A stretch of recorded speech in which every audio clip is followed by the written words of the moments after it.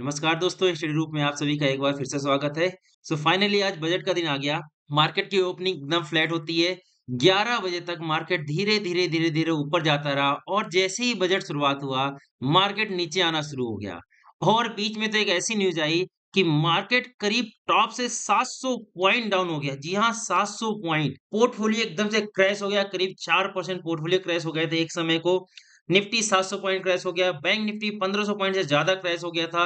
Sensex करीब-करीब 2500 point crash हो गया था एक समय को, ऐसा हो गया था। फिर नीचे से रिकवरी आती है और फिर भी जो क्लोजिंग हुई, वो भी कुछ खास नहीं हुई। करीब-करीब नहीं तो 450 से 500 पॉइंट नेगेटिव क्लोज हो रहे हैं आज के दिन हम लोग। तो ऐसा क्या हुआ बजट में, ऐसी क्या न्यूज़ आ गई, जो मार्केट इतनी बुरी तरह से गिर गई? देखिए बजट पहले तो नॉर्मल चल रहा था, लेकिन फिर एक पॉइंट आता है, जहाँ पर निर्मला सीतारमण ने बोला कि वो फ्यूचर एंड ऑप्शन में एसटीटी बढ़ाने जा रही है, सिक्योरिटी ट्रांजैक्शन टैक्स बढ़ाने जा रही है। देख सकते हो फ्यूचर में उन्होंने कितना कर दिया एसटीटी 0.05% फ्रॉम 0.02। अच्छा ये 0.05 लग बहुत छोटा रहा होगा, लेकिन परसेंटेज वाइज अगर आप इसकी ग्रोथ समझोगे ना, तो ये करीब-करीब बढ़ाया है 150% की एसटीटी बढ़ा दी किसमें? फ्यूचर्स में। और वहीं ऑप्शन में बात की जाए, ऑप्शन में तो इन्होंने हद कर दी। ऑप्शन में पहले एसटीटी लगती थी 0.01%, जिसको बढ़ाकर कर दिए 0.15 पर। जी बहुत ज़्यादा होता है लिटरली। जो ऑप्शन ट्रेडर हैं, इंट्राडे डेली ट्रेड करते हैं और कुछ ज़्यादा करते हैं, उनको ये अब समझ में आएगा कि ये कितना ज़्यादा है। ये अगर परसेंटेज वाइज़ आप जाओगे ना, तो ये 1400% इंक्रीमेंट होता है। मतलब आप कुछ ऐसा समझो, अभी तो 0 आपको समझ में नहीं आ रहा होगा। आप ऐसे समझो, अगर आप पहले ₹100 टैक्स देते थे, तो अब उसमें देना पड़ेगा ₹1500 टैक्स। ये कुछ इस हालात में बढ़े हैं। सीधा 15 गुना कर दिया है ऑप्शन में एसटीटी को। और यही वजह थी कि मार्केट इतनी बुरी तरह से गिर गई। देखिए, पहले तो हम लोग उम्मीद कर रहे थे कि यार एसटीटी को कम ही कर दिया जाए, क्योंकि आप देख रहे हो एफआईज लगातार बाहर जा रहे हैं। हम लोग उम्मीद कर रहे थे, जो इन्होंने शेयर मार्केट से रिलेटेड लास्ट ईयर टैक्स बढ़ाया था, हो सकता है इस बार कुछ टैक्स कम कर दिया जाए और नहीं तो एसटीटी ही डाउन कर दी जाए। जबकि बजट में इसका बिल्कुल उल्टा हो गया और जब भी जो एक्सपेक्टेशन होती है आपकी, एक्सपेक्टेशन के अपोज़ में कोई काम हो जाता है, तो फिर मार्केट आपको कुछ ऐसा ही रिटर्न देती है, बिल्कुल मुँह के बल गिर जाती है। तो वही कुछ हुआ आज की मार्केट में। वहीं अगर बात कर ले डिफेंस सेक्टर की, तो चारों तरफ लाल रंग आपको देखने को मिलेगा। 10-10% गिर गया, भारत डायनामिक 10% गिर गया, बीईएल 6% गिर गया, एवेंटेल 5% और अगर नीचे देखेंगे 6% कोचिन शिपयार्ड, डेटा पर्सन करीब 7% गिरा और नीचे जाएँगे जीआरएसी 8% गिर गया। जीआरएसी के रिजल्ट भी बहुत ही शानदार थे, 8% गिरा हुआ दिख रहा है आपको। माज़डॉक 7.5% गिर गया। ऑलमोस्ट पूरा का पूरा डिफेंस सेक्टर चरमरा गया। अब उसकी वजह क्या थी? Again expectation. हमें डिफेंस से उम्मीद थी कि इस बार डिफेंस का बजट तो एट लीस्ट अच्छा खासा बढ़ाएँगे। कम से कम नहीं तो 20% तक की उम्मीद की जा रही थी डिफेंस बजट बढ़ाने की। जबकि इस बार कितना बढ़ाया गया है? करीब 8 से 10% का ही बढ़ाया गया है और उसमें भी ये बोला गया है कि ये जो इंक्रीमेंट हुआ है, उसमें से पेंशनर को फ़ायदा होने वाला है। जो भी आर्मी के जो पेंशन पाते हैं, उनमें इस बजट का ज़्यादा एलोकेशन किया गया है, ना कि अपने डिफेंस को इंक्रीज़ करने में, डिफेंस सिस्टम को इंक्रीज़ करने में।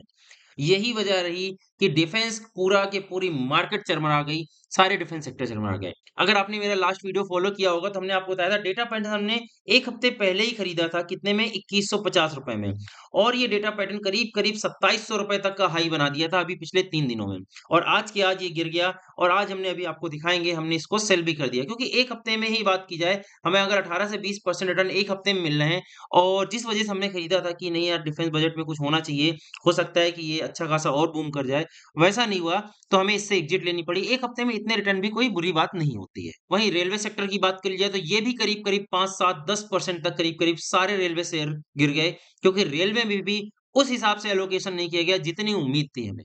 हाँ, उन्होंने कुछ रेलवे कॉरिडोर की ज़रूर बताई है, 7 रेलवे कॉरिडोर बनाए जाएँगे, बट अगेन वही बात, जो हमें एक्सपेक्टेशन थी, जो हमें उम्मीद थी, उस उम्मीद के मुताबिक रेलवे में भी बजट एलोकेट नहीं हुआ। वही आप देख सकते हो कि सारे के सारे BEML, IRCON international, IRCTC, IRFC, RVNL, RailTel, सारे के सारे शेयर करीब-करीब 7-8%, 5-6% तक गिर गए। एक जगह आपको थोड़ी-सी हरियाली देखने को मिल सकती है, वो था आईटी सेक्टर। आप देख सकते हो आईटी सेक्टर ज़्यादा तो नहीं बढ़ा है, 1-2% ही आपको बढ़ा हुआ दिख रहा है, लेकिन एट लीस्ट आपको ग्रीन में तो दिख रहा है ये सब, एट लीस्ट 1-1% कुछ तो बढ़े हैं, रेड में नहीं आपको ज़्यादा नहीं दिख रहा है। उसकी वजह ये थी कि इस बार उन्होंने एआई और डेटा सेंटर से रिलेटेड काफ़ी एग्ज़म्पशंस दिए 2047 तक की बात कर दी उन्होंने, फ्यूचर तक की बात कर दी कि डेटा सेंटर में जो लोग भी काम करेंगे, उसमें कंपनीज़ को काफ़ी एग्ज़म्पशन मिलने वाले हैं। तो इस वजह से आप देख सकते हो आईटी सेक्टर में आपको गिरावट नहीं देखने को मिल रही है। अब बात करते हैं मेरी पोज़ीशन की, आज के दिन हमने कैसे ट्रेड किया। तो देखिए ओवरऑल आप देख सकते हो करीब-करीब ₹18,000 का आज मेरा प्रॉफ़िट रहा। ये वजह ये रही कि आज आप देख सकते हैं हमने किस साइड ट्रेड बनाई, प्योरली पीई साइड मतलब डाउनवर्ड साइड ट्रेड बनाई। देखिए, ये जो ट्रेड थी मेरी नाल्को की आप देख सकते हो ये शेयर बेस्ड मतलब शेयर में हमने ऑप्शंस किए थे। ये मेरी ट्रेड हो गई थी 11 बजे से पहले मतलब बजट शुरू होने से पहले ही हमने ₹4000 प्रॉफिट अर्न कर लिया था। उसके बाद बहुत देर तक मतलब 1 बज गया, हम वेट करते रह गए कि एक मतलब अच्छी से कोई पोज़ीशन बन जाए बट नहीं बनी। उसके बाद 1 बजे के बाद हमने ये पी इनिशिएट किया जब पूरा काफ़ी ज़्यादा डाउन हुआ, उसके बाद ऊपर आई। फिर लेकिन एक चीज़ समझ में आ गई थी नहीं ये जो ऊपर रिकवरी हुई है, ये सस्टेन नहीं कर पाएगी। अगर आपको चार्ट में एक बार दिखा दे, तो ये आप चार्ट भी देख सकते हो, ये जो रिकवरी हुई थी ना, ये हमें लगा था ये सस्टेन नहीं हो पाएगी। जब मार्केट यहाँ पर वापस आ गई, तो हमने यहाँ पर जाके पीई को बाय किया और इवेन आपको बताया जो हमने कल आपको बताया था कि हम थोड़े में प्रॉफिट बुक कर लिए थे। ये जो आप देख रहे हो मेरा पीई का प्रॉफिट 13,000 ₹14,000 के करीब का, ये प्रॉफिट हमने एक बार में कैप्चर नहीं किया। जी हाँ, एक बार में कैप्चर नहीं किया है। ये हमने पहले एक बार ऐसे ट्रेड बनाई थी, पहले थोड़ा-सा प्रॉफिट कैप्चर किया, फिर उसके बाद थोड़ी देर शांत हो गए करीब आधे 1 घंटे, फिर एक बार जब ये ऊपर आई, फिर थोड़ा-सा प्लान कर रहे थे कि क्या हो सकता है, क्या वापस गिर सकती है, फिर लगा हाँ, गिरना चाहिए, फिर से एक ट्रेड बनाई और जब ये बड़ी चाल आई ना, तो रियल प्रॉफिट हमको यहाँ पर हुआ। यहाँ पर तो हमने करीब वही 4 या ₹5,000 आई थिंक प्रॉफिट किए थे, लेकिन जो आपको ये 13,000 बड़ा-सा प्रॉफिट दिख रहा है, वो जब ये मोमेंट आया, तब हमको यहाँ पर प्रॉफिट हुआ। और आप देख सकते हो जैसा कि हमने बोला डेटा पैटर्न हमने डिलीवरी से सेल किया। देखिए लिखा है डिलीवरी सेल कर दी, 6 शेयर हमने बाय किए थे 2150 में, जो हमने आज बेच दिए करीब 2472 में। हेरिटेज फूड मेरे पास एक शेयर पड़ा हुआ था, ये 1 साल हो गया, हालाँकि इसको हमने लॉस में बेचा है, बेकार सा शेयर था। इसमें ज़्यादा हमने इन्वेस्टमेंट नहीं किया था, मात्र ₹7,000 लगाए थे और आधा 50% लॉस में बेचा है, ₹3,500 बचे, ₹3,500 लॉस हो गया। जमुना ऑटोज़ की बात कर दिया, इसको हमने प्रॉफिट में बेचा है। ये करीब हमने 100 शेयर खरीदे थे ₹100 के रेट से, आज हमने इसको बेच दिया ₹124 के रेट से। ये मेरा कुछ था एनालिसिस थी, पहले से हमने माइंड बनाया था कि कुछ शेयर्स हमें बेचने होंगे। बजट में अगर हमें प्रॉफिट हो गया तो प्रॉफिट लेके बेचने हैं, नहीं तो एग्ज़िट करना होगा। क्योंकि अब आगे की अगर बात कर लें, जो मेरा आगे का व्यू है, वो लग रहा है कि हल्का-सा डाउनवर्ड व्यू बन गया है मेरा। एक बार आपको चार्ट में भी दिखा सकते हैं, एक बार इसको वन डे में कन्वर्ट करते हैं, उसके बाद समझते हैं कि अब आगे हम लोग कैसे ट्रेड प्लान कर सकते हैं या फिर इन्वेस्टमेंट किस हिसाब से किया जाए। तो देखिए, ये है वन डे की कैंडल आप देख सकते हैं कितनी भारी भरकम कैंडल है और ये सपोर्ट हम लोग ले रहे थे पिछले 1 हफ्ते से। आज ये सपोर्ट बहुत बुरी तरह से ब्रेक हुआ और हम लोग नीचे के सपोर्ट में आने वाले हैं। 1-2 दिन में हो सकता है कल ये सपोर्ट अचीव कर जाएँ। ये करीब-करीब आपको दिखेगा 24,400 से लेकर 24,500 के बीच का। ये है मेरा नेक्स्ट सपोर्ट। आज मार्केट की क्लोजिंग होती है कहाँ पर? 24,825 की क्लोजिंग आई है और नेक्स्ट सपोर्ट हम लोग का कहाँ रहा है? 24,400 से 24,500 के बीच का। और कहीं ऐसा ना हो कि कल के कल यहाँ पर हम लोग एक बार में अचीव कर जाएँ। हो सकता है कल ही आ जाए, नहीं तो ये सपोर्ट जब लेंगे, उसके बाद ही अब वापस बाउंस हो सकते हैं, उसके पहले तो अब बाउंस होने की कोई उम्मीद नहीं है। तो अब यहाँ पर ट्रेड कैसे बनानी चाहिए? मेरा क्या व्यू होगा एक बार देखते हैं ज़रा इसको एनालाइज़ करते हैं कि हम इसमें ट्रेड कैसे बनाएँगे। सबसे पहली बात, अगर कल मार्केट की ओपनिंग गलती से जी हाँ, हम क्या बोले गलती से भी प्लस में हो गई, प्लस 100 या प्लस 150 की ओपनिंग हो गई। इसका मतलब हम कहाँ पर आ जाएँगे 25,000 के आस-पास आ जाएँगे। अगर ऐसा हो गया so immediately I will buy PE मतलब मैं मार्केट को इमीडिएटली शॉर्ट कर दूँगा, नीचे जाने के लिए ट्रेड बना दूँगा और ये गलती से ही होगा, ऐसी बिल्कुल भी उम्मीद नहीं कि कल पॉजिटिव में मार्केट ओपन हो जाए। ऐसा मेरी एनालिसिस है, लेट्स सी क्या होता है। इसके पीछे वजह ये है कि देखो आज एफआईज़ छुट्टी पर थे, जो फॉरेन इन्वेस्टर थे वो छुट्टी पर थे।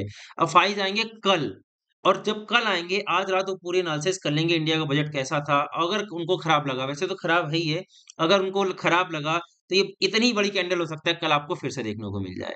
तो कुछ ऐसी उम्मीद लग रही है मतलब बहुत ही नेगेटिव सेंटीमेंट बन गया है मार्केट में, जो इन्होंने एसटीटी बढ़ा दिया है, ये बहुत गंदा काम किया है, एफआईज़ को इसमें बहुत ज़्यादा लॉस होने वाला है। और साथ में चलो ये बढ़ा दिया, लेकिन फिर उसके बदले कुछ ऐसा चीज़ तो दे देते जिससे कि एफआईज़ को कहीं से तो फ़ायदा हो जाता। ऐसा उन्होंने कोई भी अनाउंसमेंट नहीं की, तो पूरी तरह से ये एफआईज़ के लिए तो नेगेटिव बजट रहा। हम लोगों के लिए पॉजिटिव रहा, अगर लॉन्ग टर्म की बात कर ली जाए, तो ये बजट पूरी तरह से लॉन्ग टर्म को सपोर्ट करता है। शॉर्ट टर्म वालों के लिए लॉस वाला है और ट्रेडर्स के लिए तो पूरा ही नेगेटिव बजट है।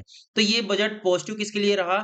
रहा सिर्फ़ और सिर्फ़ लॉन्ग टर्म इन्वेस्टर्स के लिए। शॉर्ट टर्म में आपको थोड़ा-सा लॉस देखने को मिल सकता है, थोड़ा-सा डर का माहौल बनेगा, बट लॉन्ग टर्म में अच्छा है। ट्रेडर्स के लिए तो बुरा है, आपको टैक्स तो देना ही पड़ेगा, आपका लॉस हो, प्रॉफिट हो, कोई मतलब नहीं, आपको टैक्स तो भरना ही पड़ेगा। सो ये वजह है कि हम पूरी तरह से इस समय बेरिश हो गए हैं मार्केट को लेकर। अब मेरी हमने क्या बोला, अगर गलती 100 ओपन हो गई तो हम नीचे की बना लेंगे। अगर फ्लैट ओपन हो जाती, फ्लैट हम किसको बोलते हैं? +50 से लेकर -50 तक को हम फ्लैट बोलते हैं। अगर ऐसा होता है तो मैं थोड़ी देर वेट करूँगा और उसके बाद भी मेरी पूरी कोशिश रहेगी कि मैं पीई ही बनाऊँ, डाउन साइड की ही ट्रेड बनाऊँ, फिर भी मेरी यही कोशिश रहेगी। ये हो गया सेकंड सिनेरियो। तीसरा सिनेरियो कि मार्केट ओपनिंग ही हो जाती है -150 -200, इतनी गैप डाउन ओपनिंग होती है, बिल्कुल नीचे जाती है। उस केस में मैं क्या करूँगा, एक बाउंस बैक का वेट करूँगा। जब ये नीचे से ऊपर आएगी, तब मैं यहाँ पर वापस से बनाऊँगा, तो क्या ही बनाऊँगा, फिर से मैं पीई ही खरीदने वाला हूँ। मतलब मैं पूरी तरह से अब मार्केट में बेरिश हो गया हूँ। कल तक तो मैं पॉज़िटिव था, कल तक मैंने क्या बोला था, मैं हर हालत में सी की ट्रेड बनाऊँगा। लेकिन आज ऐसा कोई सिनेरियो नहीं दिख रहा था कि मैं सी बना पाऊँ। हालाँकि लास्ट 3 दिन से मैं 3-4 दिन से सी बनाकर मैंने ठीक-ठाक प्रॉफ़िट अर्न किया। लेकिन आज ऐसा कोई सिनेरियो नहीं दिखा कि मैं एक भी न्यूज़, मैं लगातार न्यूज़ देख रहा था, बता दूँ 9 बजे से मैंने मार्केट को ओपन कर लिया था। 11 बजे तक भी सारी न्यूज़ देख रहा था, 11 बजे के बाद बजट सुन रहा था। मतलब एक भी लाइन ऐसी नहीं मिली कि जो हमको मतलब पुश दे दे कि चलो अब सी खरीद लिया जाए। बिल्कुल ऐसा बजट नहीं था। वेट करना पड़ गया 2 घंटे, तब जाके एक ट्रेड बनती है पी साइड के लिए। तो फिलहाल तो अगले 2-3 दिन के लिए तो मैं पूरी तरह से बेरिश हूँ। ये मेरी कल की रही। अब कल डिस्कस करेंगे कि कल मार्केट कैसी रही। अब देखते हैं कि शायद कुछ सिनेरियो चेंज हो जाए कल, तो उस हिसाब से हम लोग परसों की प्लानिंग करेंगे। तो ये मेरी कल की स्ट्रैटेजी है। आपके पोर्टफोलियो का क्या हाल है? आपने आज ट्रेडिंग की या नहीं की? कितना प्रॉफिट, कितना लॉस रहा? कमेंट बॉक्स में बताइएगा। मेरी एनालिसिस कैसी लगी? अगर वीडियोज़ पसंद आती तो वीडियो को लाइक करिएगा। चैनल पे नए हैं तो चैनल को सब्सक्राइब करिएगा। मिलते हैं नेक्स्ट वीडियो में, जब तक हँसते रहें, मुस्कुराते रहें। Keep learning, keep investing.